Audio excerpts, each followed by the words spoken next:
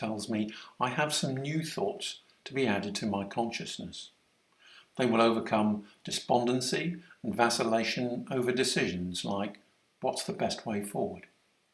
He introduces me to a higher consciousness projection of a man. As he is currently incarnated on Earth, I shall refer to him as X. The earth change and upliftment will come to pass. Remember, you all have higher dimensions which already exist. For a few of you, they are more omnipresent. Each and every one of you is important. For you, Robert, the construct of importance is not complete. There is a very small amount of residual family energy that needs to be dealt with. My words may seem obtuse, but they are pointed for a reason. Your genetics make you think you are unimportant, and this forms part of your belief system. When you search to see that you are important, you will find that you are not. You feel there is no evidence to show the value of what you do. Correct. It's not a big part, but it has come to the foreground. These beliefs create a veil. All that you think and believe impairs or influences what you see and hear. What if you had no doubts in yourself or of your expressions? No concerns about the impact you may have? That would help, but none of them are true at the moment. And there you have your answer. And a lack of a solution. The solution to a situation or a problem is to change the way you think and what you believe. You constantly look for proof that your beliefs are unfounded. Proof will not prove it. Because you are on the merry-go-round of looking for it, only belief will be it. Furthermore, there is no proof. Who can prove to you what you do not believe about yourself? The answer lies within you. Yes, in some ways that's liberating, not even considering there is proof or nothing to prove. It either is or it isn't. Okay, we shall concentrate on the self and nowhere else. What then is self-belief? Exceeding the need to believe? And how can you do that? By not doing or looking for evidence of belief. Not doing is the other side of doing. It's just standing still with your same old thoughts. Remember the power of the mind. It creates. You think and you are. So, I just need to think all is well, is as is. Do not look for proof, as if it doesn't exist in that sense. How can you prove what is a belief? If a belief is just a way of thinking and being, it is expression of soul, beyond and exceeding all concepts, but also encompassing them all. Good. However, your subprogram and your world collective consciousness says, proof is always required, and better for it to be empirical than anecdotal or subjective. All the time you look, always looking for the results, missing that which you cannot see. Alternatively, you can live like Antemedi and his kind. Choose the result without precursors, and do so with all your heart and mind. It requires a clear mind and heart, not a mind looking for proof of what is. A conundrum. Not really, it's just a matter of adjusting the program. Your current program believes alteration is beyond its reach. You look to results to prove who you are, and then you do not believe what you see. As an obtuse exercise, let us remove the need for results and say, the world is not bothered about results. It appears that it is, but the world is made up of individuals, all of whom are selfish, just like you. They all perceive things through their own desires and foibles. The world does not care about results. What you do doesn't matter one iota, zilch, no importance. neither important nor unimportant. Nothing matters. This is how you are feeling at the moment. Yes, in part. Then it is so. Nothing matters as opposed to some things matter or all things matter. Nothing matters is not a negative. It is a removal from mattering or not mattering to entirely go beyond the concept of mattering. Yet you cannot do this presently. So what does matter? Lots of things and people, but all relative to what I think and believe. You decide what you believe matters to you and to other people based on your view. So what is objective is still subjective in the world of mind and soul. 4 plus 4 equals 8 is not an objective view. That just is. So where does this leave my desire to see my impact? It doesn't matter what the world thinks. It doesn't matter that you are praised, acknowledged, ignored, or criticised. None of that has any value. Well, it would certainly take the sting out of criticism. Indeed it would. So instead of looking forward at the result, you can shift consciousness to be the result and then look back at the desire to create it. But that's the world backwards. We desire and we look to what we can create. Yes, I know. But by being the result, you are not left wanting or needing. You just are what you decide to experience. And it doesn't matter a damn what other people think? Not really. Why should it? That's about blame and guilt, and acceptance by you of yourself. You see these as other people's judgments, when in fact they are your own. Karma is a different matter. That's cause and effect. So what you feel is just what you have created, including others' reactions to you. Okay, so no value system. It feels like detaching from this world. Why should it? See that you are the world and everything in it. You say, I need proof to show me who I am and what I believe. And thus that is the world you create. When really the only thing that should matter is you, not the corrupted reflection you make in the external world. Repeat what I have imparted, please. Do not look for proof or acknowledgement. The world only shows us what we want or don't want. Do not wish to be something different, and don't look forwards to that as some kind of spiritual growth. Instead, see we are what we have chosen, and then look back.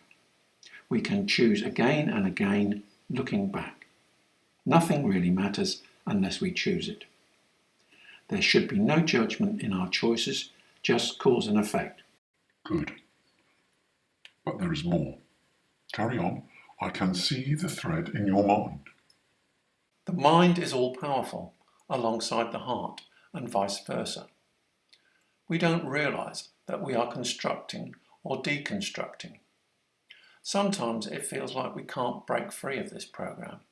It feels like we can't just be, and instead we're stuck in the wishing to be. Good.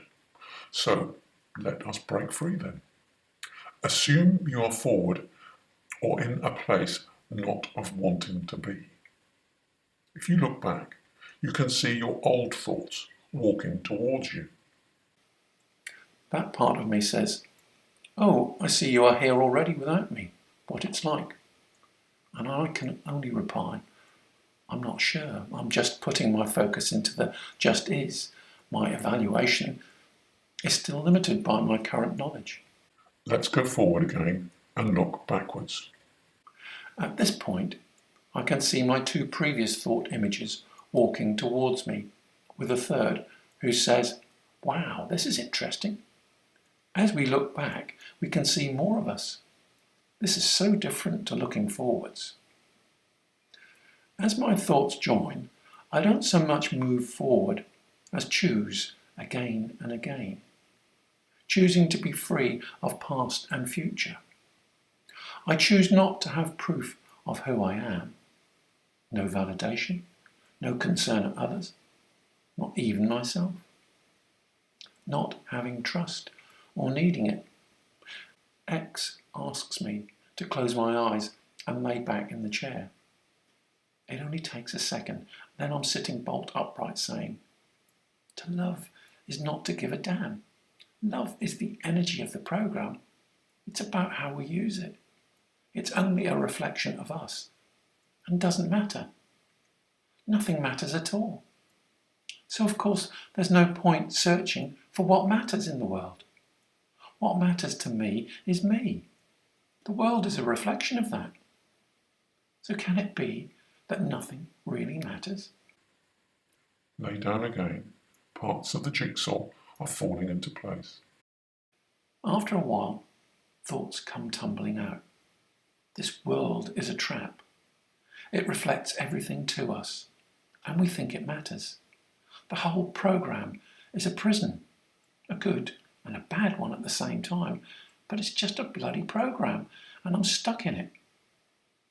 I don't want to be stuck in this program anymore. It only serves itself. The program doesn't matter. It no longer has value to me. Why should it? Nothing is worthwhile and everything is. What's the use of that? I can't bend the program to me. I can only disconnect from it. I'm angry. That's part of the program.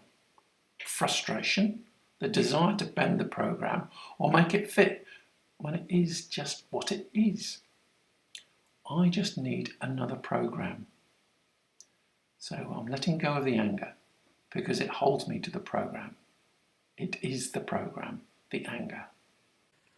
Lay down again. When I return to this consciousness after quite a while, I'm aware that I still exist in the program, but I feel a big release has happened within me. I feel the program is different. I have stopped struggling or trying. It's like some greater acceptance. So where am I? Don't wish to be different. Be different. From the new perspective, look back at your wishes. Then you will see far more. The more you live in the higher self energy, the less the program affects you. If you are constantly looking back, you are constantly changing the moment of now. Of course, the more you do this, the further forward you can move, till you move forward from the point of now to the future now, and thus you look backwards from there at what has been. How can you know what might be from the old position?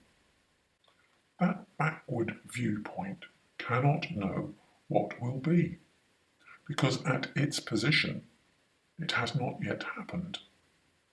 Okay, I get that, but are there any benefits in looking forward?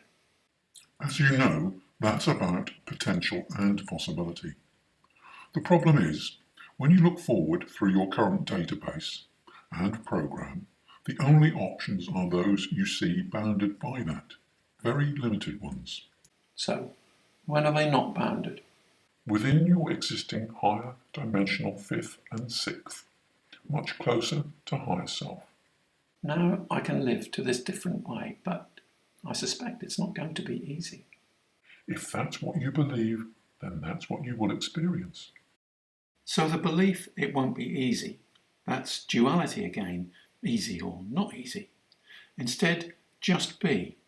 Look back on the present and on what got me here through higher self. Yes, that is to give yourself over to being. But there are still decisions to be made in the now. Indeed, but you view them as decisions over what you'll be doing in the next future moment. That is the old way. Instead, look at how the decisions enabled you to be here. Then the answers will form from that. Blimey. So don't think about my way forward by looking forwards. By looking back, you put yourself forward, and you will see all you need. You will know in your heart the decisions. They will form with no deliberations. In the next moment, you'll feel you are looking back on your decision, even if the enactment of it hasn't taken place. It will no longer feel like a decision. Keep looking back, and you will automatically flow forwards with ease. Furthermore, you will flow to wherever higher self puts you. Actions and reactions, more and more from the heart. Things just are, and love just is. Not the same struggles. So please live to the new program described. And if you wish, my words will ring in your ears. Know you are here. You need nothing. Look back to flow forwards. You can't look fully forwards yet. That requires you to vibrate and connect with a much higher dimensional capabilities of soul. Remember, the idea to look forwards is part of your current matrix and construct. Live in the gentle, constant, new now of you, free from program.